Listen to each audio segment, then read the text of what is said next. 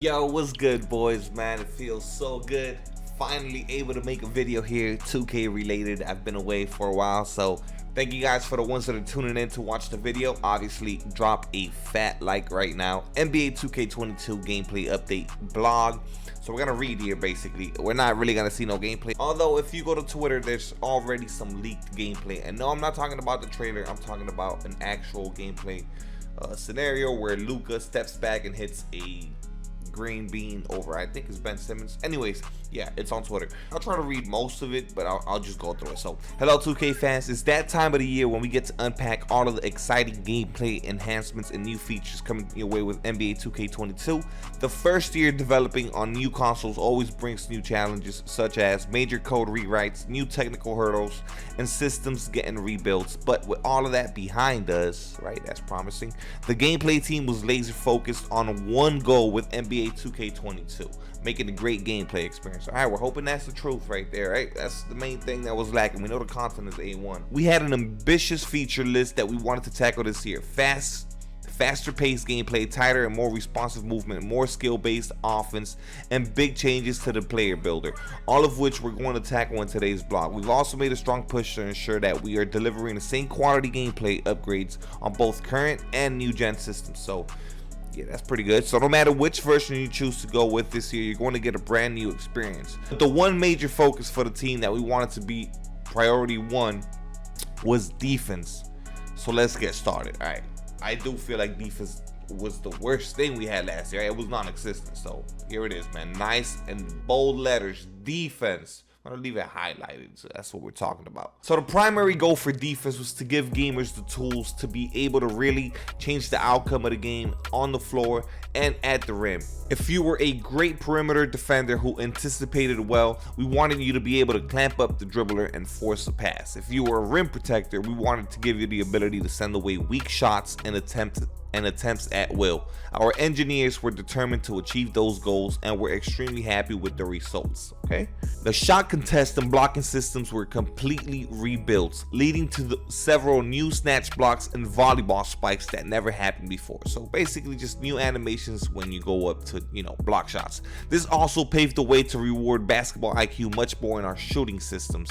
The shot contest rewrite removed the ghost contest. It's funny that they because they know that's what we call it. So the ghost contest that many complained about, and this year being out of position or not getting a hand in the shooter's face will lead to some easy buckets for the offense, as it should be. On the other hand, properly crowding shooters with good contests will result in plenty of bricks and air balls, as they should. For floor defenders, body up rides and bumps feels much more rewarding as the motion team has dramatically improved the feel of on-ball defensive movement. Unwanted bump steals and snatchy body ups have been reduced in favor of giving both the ball handler and on-ball defender more freedom of movement and respected input. Shifts, launches, stops, and cuts all feel much tighter, and with even more new gen foot planting improvements, you'll see a lot less sliding on both ends of the floor. If you go to Twitter, you're gonna see the clip that I was talking about. The defense looks pretty bad on that clip, but maybe they were just focusing on trying to show off, the Luka shot or animation. I'm just gonna say that. Hopefully that's not how the defense feels, the way that clip looks. A lot of legacy issues were addressed through complete and thorough rewrites of almost all of the major defensive systems in the game. New on-ball defensive positioning logic gives defenders more consistency in their positioning regardless of their distance from the basket. This enables a much less jittery defender who knows where they want to be in all phases of defensive positioning. This, along with motion improvements, allowed us to tighten up general defensive positioning, which means gamers will feel more defensive pressure on ball than was present in last year's game. So basically, if you know where you want to get to, they're going to allow you to get to those spots easier. You know what I mean? If you're more decisive with where you want to go, they're not going to penalize you as opposed to last year. That's what it sounds like to me. Maybe I'm wrong. Brand new hedge defender logic and behaviors give the catch hedge defender a specific focus for how they react to the ball handler.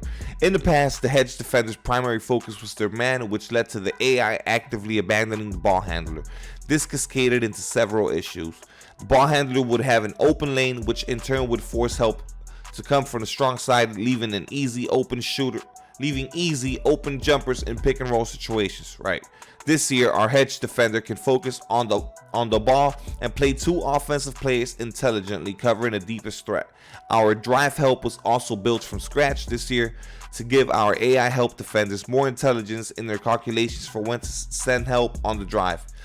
All right, let me stop real quick. And this is something that we hear every single year, guys. So it's hard for me to read this and be like, okay, that sounds promising, because I've heard this in so many previous blogs, and like I've heard it before, you know what I mean? So at this point, I'm just hoping that this is the year that it's not a lie, right? Because we've heard this part right here.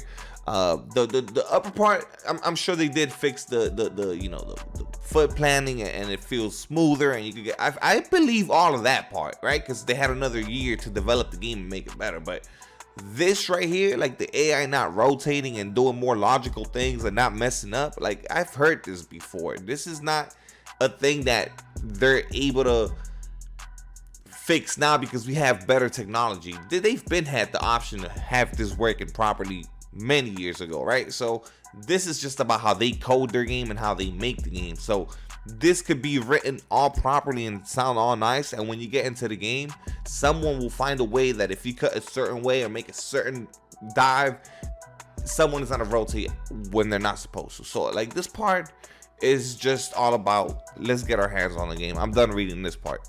Offense will obviously never be neglected in any 2K basketball game, and I'm thrilled with our offering for NBA 2K22. Dribbling is something I personally spend a lot of time working on, and I'm extremely passionate about, and can say without a doubt that playmakers are going to have a field day with this year's game. The 1-to-1 basic size-ups have been removed and replaced by 1-to-1 signature size-ups.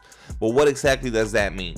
Flicking the pro stick in various directions last year gave you fairly generic looking size-ups, while holding up on the stick gave you a nice looking mo-capped dribble series. This year, the goal was to marry the two together and give each player a unique feel and rhythm when sizing up, while also giving the gamer complete control over how the series plays out. KD's big hessy crosses, Harden's around through the leg moves, Steph's quick machine gun crosses, and Luka's methodical rock back and forth dribbles are all now under the game's direct control rather than a preset movie. See, that's what I like. I like that, right? Because instead of, like, for example, when you flicked up, it would go into the, you should be able to cancel and combo and link it at any given moment. That way you control the pacing, the speed, the accuracy of it, you know what I mean? Or if you feel like a defender's sagging a certain direction, if you're caught in a dribble animation that you're not in control of, you can't take advantage of the bad positioning. But now, if I feel like my defender's leaning a little bit to one side, oh shit, I got a lane, let me break off, boom, cross, and I'm out. You know what I mean? So that's what you should be able to do with the dribble moves. So the fact that they're saying that it's gonna be under the gamer's direct control rather than a preset movie, that's big time. Anyways, the speed stick that we introduced on New Gen last year also returns. So flicking the stick quickly results in quicker dribbles, while slower flicks give you more rhythmic ones. There are around 50 unique signature size-up packages to choose from, each with its own distinct advantages. Alright fellas, let's go to post play, which we know last year had zero post play. The post game was non-existent. Now a little treat for the bigs. We spent a lot of time upgrading post play with loads of new content, including new movement and a new arsenal of back to the basket moves. Similar to face-up ball handling, many of the new moves are cancels and aborts. For example, start a post spin by twirling the pro stick, then immediately move the left stick in the opposite direction for a spin back. There are also new right trigger R2 fakes that keep you engaged in post, allowing you to chain multiple fakes together without disengaging. You can also take advantage of new disengaged face-up moves, controls to help you avoid steals, new hop shots, fades, hooks, and a better pull chair mechanic. There's a lot of great combinations of fakes once you've mastered the controls.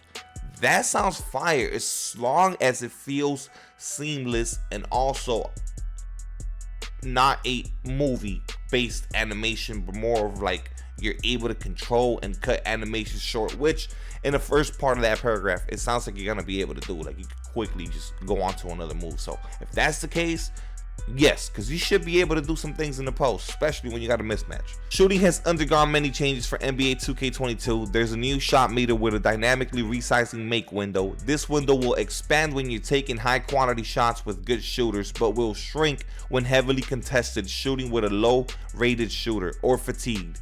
The major emphasis for shooting success this year is shot IQ.